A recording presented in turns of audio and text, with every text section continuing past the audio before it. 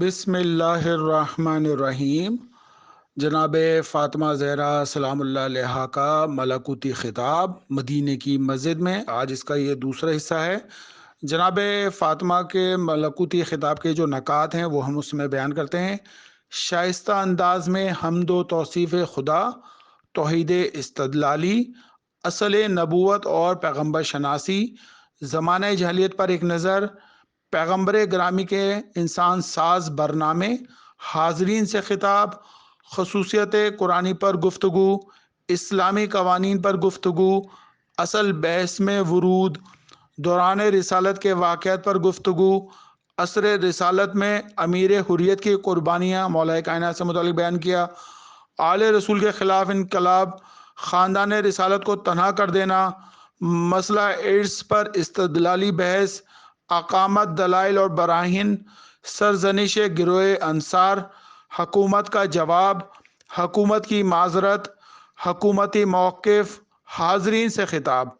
بارگاہ رسالت میں جناب فاطمہ زہرا سلام اللہ علیہ نے جو ہے شکوہ اور شکایت کی۔ ایک چھوٹا واقعہ یاد آ گیا رسول اللہ صلی اللہ علیہ وسلم کے زمانے میں، سورہ ہجر اس کی آخری آیتوں میں ہے۔ جب رسول خدا نے شروع میں دعوت اسلام دینے لگے تو کچھ کفاروں نے ہنسی اڑائی۔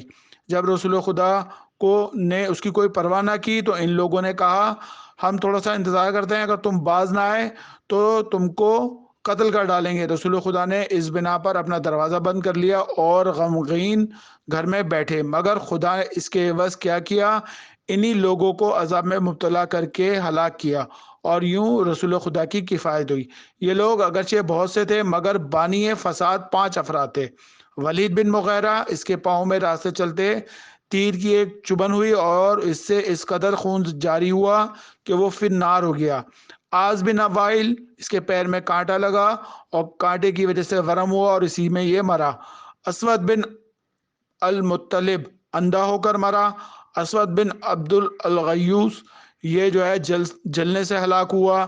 حریز بن طلحہ الخزائی کی ناک سے پیپ جاری ہوئی اور یہ جو ہے واصل جان ہوا۔ جناب فاطمہ زہرا سلام اللہ علیہا جب دربار میں خطاب کر رہی تھی تو انہوں نے کہا، حضرت عمر اور ابو بکر موجود تھے، مولا کائنات حسنین شریفین اور جناب زینب سلام اللہ علیہا بھی اس خطاب میں موجود تھی۔ جناب فاطمہ کے گھر پر جو ہے 3 دفعہ جو ہے انہوں نے حملہ کیا۔ پہلی دفعہ میں جب حملہ کیا تو جناب زبیر جو ہیں وہ باہر نکل کر آئے تھے اور ان سے جو ہے وہ تلوار گر گئی تھی۔ تلوار گرنے کے ساتھ ہی پھر ان کو گرفتار کر کے لے گئے تھے۔ اس کے بعد مولا کائنات کے جو ہے گلے میں رسی ڈال کر لے کر گئے اور اس کے بعد جو ہے جناب فاطمہ کے در کو گرایا گیا۔ جناب فاطمہ فرماتی ہیں جو کچھ آپ لوگوں نے حفظ کر رکھا تھا اسے اپنے منہ سے باہر نکال دیا، جو کچھ اپنے قلوب میں اتارا تھا اسے واپس نکال دیا۔ جس اسلام کی حقانیت کو اپنے قلوب میں جگہ دی تھی اب اس اسلام کی حقانیت کو دلوں سے نکال دیا۔ اس کے بعد ملکت عرب فرماتی ہیں قرآن کی آیت سے، اگر تم اور تمہارے ساتھ جتنے لوگ روئے زمین پر ہیں سب کے سب مل کر بھی خدا کی ناشکری کرو تو خدا کو ذرہ بھی پرواہ نہیں، کیونکہ وہ تو بالکل بے نیاز اور لائق حمد ہے۔ خیر، میں نے جو کچھ کہنا تھا وہ کہہ دیا۔ میں تم لوگوں کے قلبی احوال سے اچھی طرح واقف ہوں۔ میں نے تم لوگوں سے درخواست کی کہ حق اور عدالت کے لیے آواز بلند کیجیے، لیکن تم لوگوں نے خاموشی اختیار کی۔ یہ وہ بے وفائی ہے جو آپ کے دلوں میں پوشیدہ تھی۔ ایسا لباس جو لباس کے نیچے پہنا جائے اور اس لباس کو جسم سے چسپاں کر دیا جائے، یعنی بے وفائی کو تم لوگوں نے اپنے دلوں میں چھپا رکھا ہے۔ جناب فاطمہ اپنے اندرونی غم اور غصے کی بارے میں، یہ رنج اور درد کے نشان ہیں جو برداشت سے باہر ہیں، جس طرح کہ حضرت یعقوب علیہ السلام نے فرمایا کہ اپنے غم کی شکایت یا اندرونی غم اور وہم اتنا شدید تھا جو دل کی دنیا کو متزلزل کیے رکھتا تھا اور صاحب ہم و غم اسے چھپا نہیں سکتا، اس کے اظہار پر مجبور ہوتا ہے۔ جناب فاطمہ فرماتی ہے میں نے تم سے جو خطاب کیا اور جو کچھ کہا، مجھے تمہاری نصرت کی ضرورت نہیں، مجھے تمہاری حمایت کی امید تک بھی نہیں ہے۔ میں نے یہ سب کچھ اپنے قلبی اور دینی اسباب اور احساسات کی بنا پر کیا جو نفسی اور قلبی اسباب تھے۔ میں نے ذکر کر دیے ہیں جو دینی اسباب تھے وہ میں نے تمہارے سامنے بیان کر دیے ہیں۔ جو میری ذمہ داری بنتی تھی وہ میں نے کامل اور اکمل دلائل اور برائن کے ساتھ تمہارے سامنے رکھ دیے، تاکہ روز محشر تم کسی قسم کا عذر پیش نہ کر سکو۔ کل تم کہو کہ ہم غافل تھے یا بھول گئے تھے یا ان باتوں کا ہمیں علم نہ تھا۔ میں نے اپنی اور اپنے نسب کی معرفی کرا دی ہے۔ میں نے نہ کسی کے لیے عذر چھوڑا ہے، نہ صاحب قول کے لیے کوئی قول چھوڑا ہے۔ امامت سے جو مربوط مسائل اور حقائق تھے وہ میں نے بیان کر دیے۔ اپنے حق جاگیر فدق کی توضیحات بھی آپ کو سنا دی۔ میں نے قرآن مجید کے ذریعے قانون توارث عامہ اور خاصہ دونوں ثابت کر دی ہیں۔ میں نے اپنے حقوق کے لیے تم سے نصرت طلبی کی، لیکن تم نے کوئی جواب نہ دیا، نہ میری کوئی اطاعت کی۔ اللہ تعالیٰ نے آپ کے اعمال اور افعال کو دیکھ رہا ہے۔ کسی کا کوئی عمل اس ذات پر مخفی اور پوشیدہ نہیں۔ آپ کے تمام اعمال اللہ کے حضور میں ظاہر اور باہر ہیں۔ ان قریب زیادتی کرنے والوں کو معلوم ہو جائے گا کہ وہ کیسے پلٹائے جائیں گے۔ یہ سورہ پڑھی تھی وَسَيَعْلَمُ الَّذِينَ ظَلَمُوا أَيَّ مُنقَلِبٍ يَنقَلِبُونَ۔ اس کے بعد آپ نے فرمایا میں نے آپ کے اس رسول کی بیٹی ہوں جس نے شدید عذاب سے ڈرایا۔ آپ نے اللہ کے اس قول کی طرف اشارہ فرمایا۔ سورہ فتح کی آیت نمبر 8 پڑھی، اے نبی ہم نے آپ کو شاہد، مبشر اور منذر بنا کر بھیجا۔ جو کچھ چاہو کر لو، ہماری طرف سے آپ لوگوں کے جواب میں صبر اور برداشت ہے۔ ہم صبر و تحمل سے کام لیں گے۔ اپنی کارکردگی کے عواقب کا انتظار کیجیے اور ہم اپنے صبر و تحمل کے ثمرات کا۔ سید عالم کی تقریر کے جواب میں حکومت نے تقریر کی، اے دختر رسول، آپ کے والد گرامی اہل ایمان پر بہت مہربان اور رحیم اور کریم تھے، صاحب مہر و عفت تھے۔ وہ کفار کے لیے ایک دردناک عذاب اور شدید ترین قہر خداوندی تھے۔ اگر ہم ان کی نسبتوں میں غور کریں تو رسول اللہ تمام عورتوں میں صرف آپ کے ہی والد گرامی قدر تھے، اور تمام چاہنے والوں میں صرف آپ کے شوہر کے چاہنے والے تھے، اور انہوں نے بھی ہر سخت مرحلے پر نبی کا ساتھ دیا۔ آپ کا دوست صرف ایک نیک بخت اور سعید انسان ہی ہو سکتا ہے، اور آپ کا دشمن بدبخت اور شقی کے علاوہ کوئی نہیں۔ آپ رسول اکرم کی پاکیزہ عطرت اور ان کی پسندیدہ افراد ہیں۔ آپ ہی حضرت رائے خیر ہیں، ہمارے رہنما ہیں اور جنت کی طرف لے جانے والے ہیں۔ اے تمام خواتین عالم میں منتخب، اے خیر الانبیاء کی دختر، یقیناً آپ نے اپنے کلام میں صادق ہیں اور کمال عقل میں سب پر مقدم ہیں۔ آپ کو نہ تو آپ کے حق سے روکا جا سکتا ہے اور نہ آپ کی صداقت کا انکار کیا جا سکتا ہے۔ خدا کی قسم میں نے رسول اکرم صلی اللہ علیہ وسلم کی رائے سے عدول نہیں کیا اور نہ کوئی کام ان کی اجازت کے بغیر کیا۔ امیر کاروان اپنے کاروان سے خیانت بھی نہیں کر سکتا۔ میں اللہ کو گواہ بنا کر کہتا ہوں، وہی گواہی کے لیے کافی ہے۔ میں نے خود رسول اللہ سے سنا کہ ہم گروہ انبیاء سونے چاندی، گھر اور جائیداد کا وارث نہیں بناتے۔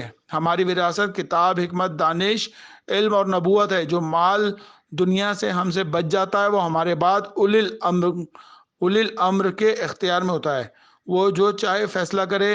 اور میں نے آپ کے تمام مطلوبہ اموال کو سامان جنگ کے لیے مخصوص کر دیا ہے، جس کے ذریعے مسلمان کفار سے جہاد کریں گے اور سرکش فاجروں کا مقابلہ کریں گے۔ میں نے یہ تمام کام تمام مسلمانوں کے اتفاق رائے سے کیا ہے۔ ہاں، یہ میرا ذاتی مال اور سرمایہ آپ کے لیے حاضر ہے، آپ کی خدمت میں، جس میں کوئی کوتاہی نہیں کی جا سکتی، نہ اس میں آپ کے مقابلے میں ذخیرہ کیا جا سکتا ہے۔ آپ تو اپنے والد گرامی کی امت کی سیدہ اور سردار ہیں، اپنی اولاد کے لیے شجرہ طیبہ ہیں۔ آپ کے فضل و شرف کا انکار نہیں کیا جا سکتا، آپ کی اصل اور فروع کو نہیں گرایا جا سکتا۔ آپ کا حکم تو میری تمام جائیداد میں بھی نافذ ہے، تو کیسے ممکن ہے میں اس مسئلے میں آپ کے بابا کی مخالفت کروں؟ اس کے بعد جناب سیدہ کہتی ہیں، نہیں، آپ نے وہ کیا ہے جو رسول اللہ نے نہیں فرمایا تھا۔ رسول اللہ نے اپنی دختر کو جاگیر فدق ہدیہ کیا تھا، وہ ان کی ملکیت بن چکی تھی۔ آپ نے رسول اللہ کی رحلت کے بعد ان کی دختر کو مجروح کر دیا۔ ایک معاشرے کا رہبر اپنی عوام کے سامنے جھوٹ نہیں بولتا۔ اس جگہ ان الفاظ کی کوئی خاص ضرورت نہ تھی۔ میں اللہ تعالیٰ کو گواہ بناتا ہوں، شہادت کے لیے وہی کافی ہے۔ میں نے رسول اللہ سے سنا کہ آپ نے فرمایا کہ ہم گروہ انبیاء سونے چاندی، گھر و جائیداد کا وارث نہیں بناتے۔ ہماری وراثت کتاب، حکمت، دانش، علم نبوت ہے، اور جو مال دنیا ہم سے بچ جاتا ہے وہ ہمارے بعد اولی الامر کے اختیار میں ہوتا ہے، اور وہ جو چاہے فیصلہ کرے۔ حکومتی گفتار عجیب ہے۔ اللہ فرماتا ہے کہ انبیاء وارث بناتے ہیں، اور رسول اللہ فرمائے کہ انبیاء وارث نہیں بناتے، آپ فیصلہ کریں کون سی بات صحیح ہے۔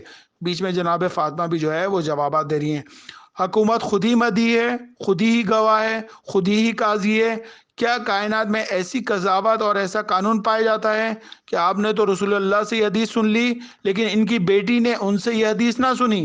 سید الانبیاء آپ کو یہ حدیث سناتے ہیں، اور اپنی دختر کو یہ حدیث کیوں نہیں بتاتے جو جاگیر فدق کی ملکہ ہے؟ جی ہاں، آپ کے قول کے مطابق انبیاء کی میراث کتاب اور رسالت نبوت ہوتی ہے۔ رسول اللہ نے کون سی کتاب اپنی میراث میں دی ہے؟ کیا قرآن مجید دیا ہے؟ کیا قرآن مجید رسول اللہ کی ملکیت تھی کہ جس کے وارث رسول اللہ کی بیٹی بنتی ہیں؟ کیا نبوت ورثے میں ملی؟ کیا جب ایک نبی فوت ہوتا ہے تو اس کی نبوت اور اس کی اولاد میں منتقل ہو جاتی ہے؟ رسول اللہ کی نبوت کس کے ورثے میں آئی؟ کیا آپ اولی الامر ہیں، یا وہ کہ جس کے بارے میں اللہ تعالیٰ نے فرمایا سورہ مائدہ کی آیت نمبر 55 آپ نے بیان کی، اے ایماندارو تمہارے مالک سرپرست بس وہی ہیں، خدا اس کا رسول اور وہ مومنین جو پابندی سے نماز ادا کرتے ہیں اور حالت رکوع میں زکوٰۃ دیتے ہیں۔ آپ بتائیں پیغمبر اکرم کے بعد امت کے حقیقی وارث کون ہیں؟ جی ہاں، کیا آپ ہی اولی الامر ہیں، یا یہ کہ وہ جن کی آپ نے یوم غدیر رسول اللہ کے حکم سے بیعت فرمائی تھی، اور آپ نے امام علیہ السلام کو امیر المومنین کہہ کر سلام کیا تھا؟ جی ہاں، اگر رسول اللہ نے میراث میں کچھ نہیں چھوڑا تو رسول اللہ کے حجرات، ان کی ازواج محرمات کے قبضے میں کیوں رہ گئے تھے؟ ہم حکومت نے ان حجرات پر قبضہ کیوں نہیں فرمایا، حالانکہ اللہ تعالیٰ کے فرمان کے مطابق یہ حجرات رسول اللہ صلی اللہ علیہ وسلم کی ملکیت ہیں؟ یہ کام تو تمام مسلمانوں کی مشاورت سے جو ہے عمل میں لایا گیا ہے۔ ایک روایت ملتی ہے کشف غمامہ میں کہ یہ وہ زمانہ تھا کہ حضرت عثمان خلیفہ تھے، حضرت عائشہ ان کے دربار میں آئیں اور فرمایا وہ مال جو مجھے میرے والد اور حضرت عمر دیتے تھے عطا کیجیے۔ حضرت عثمان نے جواب دیا، آپ کے اس دعوے کی میرے پاس قرآن مجید اور پیغمبر خدا کی سنت میں کوئی دلیل نہیں، شاید آپ کے والد اور حضرت عمر اپنے اموال میں سے آپ کی طرف کچھ بھیجتے ہوں گے، لیکن میں ایسا نہیں کر سکتا۔ حضرت عائشہ نے فرمایا جو میراث مجھے میرے پیغمبر رسول خدا کی طرف سے ملی تھی وہ مجھے دیجیے۔ حضرت عثمان نے فرمایا کہ آپ بھول گئیں کہ آپ نے مالک بن اوس نظری نے گواہی نہیں دی تھی کہ پیغمبر اکرم نے فرمایا تھا کہ ہم مال اور متاع پر کسی کو اپنا وارث نہیں بناتے؟ آپ نے ہی حضرت فاطمہ کا حق باطل کیا تھا، اب اسی حق کے لیے تشریف لائی ہیں۔ کتنے تعجب کا مقام ہے! حضرت عائشہ کی گواہی تو قبول کی جاتی ہے، لیکن رسول اللہ کی دختر کی گواہی قبول نہیں کی جاتی۔ مالک بن اوس نظری کی گواہی قبول ہوتی ہے، لیکن نفس رسول اور بعد از رسول کائنات کے بہترین افضل ترین انسان مولا کائنات حضرت علی کی گواہی قبول نہیں کی جاتی۔ آئیے اب جناب سید عالمین کی گفتگو سنتے ہیں اور پڑھتے ہیں کہ آپ نے فرمایا حکومت کے جواب میں کیا فرمایا۔ سبحان اللہ، نہ میرے والد گرامی کتاب اللہ سے روکنے والے تھے اور نہ اس کے احکام کے مخالف تھے، وہ سارے قرآن کریم کی اتباع کرتے تھے، اس کے سوروں کے ساتھ چلتے تھے۔ کیا آپ لوگوں کا مقصد یہ ہے کہ قرآن احکام کی چھوڑنے کا الزام ان پر ڈالو؟ یہ ان کی رحلت کے بعد ایسی ہی ایک سازش ہے جیسی ان کی زندگی میں کی گئی۔ دیکھیے کتاب خدا عادل حاکم قول فصیل ہے جو اعلان کر رہی ہے، خدایا وہ ولی عطا فرما جو میرا وارث بھی ہو، آل یعقوب کا بھی وارث ہو، حضرت سلیمان حضرت داؤد کے وارث ہوں۔ خداوند عز و جل نے تمام حصے اور فرائض کے تمام احکام بیان کر دیے ہیں، جہاں لڑکوں اور لڑکیوں کے حقوق کی بھی وضاحت کر دی ہے، اور اسی طرح اس کے تمام اہل باطل کے بہانوں کو باطل کر دیا ہے، اور قیامت تک کے تمام شبہات اور خیال کو ختم کر دیا ہے۔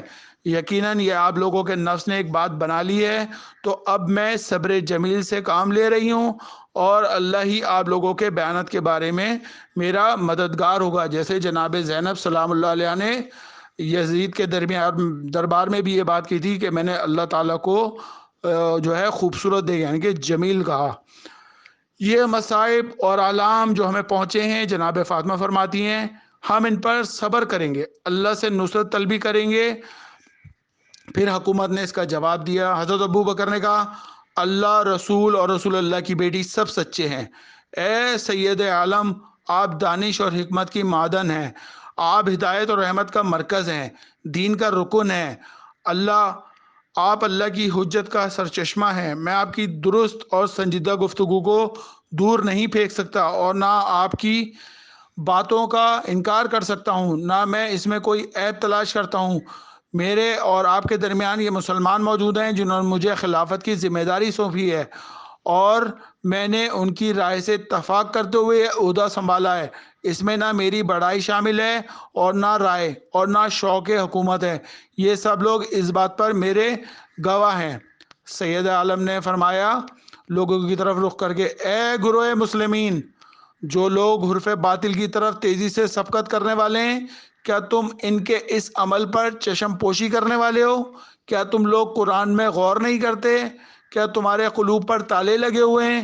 یقیناً تمہارے اعمال نے تمہارے دلوں کو زنگالود کر دیا ہے، تمہاری سماعت اور بصارت کو اپنی گرفت میں لے لیا ہے، اور تم نے تعویل سے کام لیا ہے اور برے راستے کی نشاندہی کی ہے، نفع بخش معاوضے میں سودا نہیں کیا۔ عنقریب تم اس بوجھ کی سنگینی کا احساس کرو گے، اور پس پردہ عوامر کے نقصانات سامنے آ جائیں گے، اور خدا کی طرف سے وہ چیزیں سامنے آ جائیں گی جن کا تمہیں وہم و گمان نہیں ہوگا، اور باطل والے خسارہ ہی اٹھانے والے ہیں۔ انشاءاللہ چوتھا پارٹ جو ہے وہ کل بیان کیا جائے گا۔ اللہم صلی علی محمد و آل محمد۔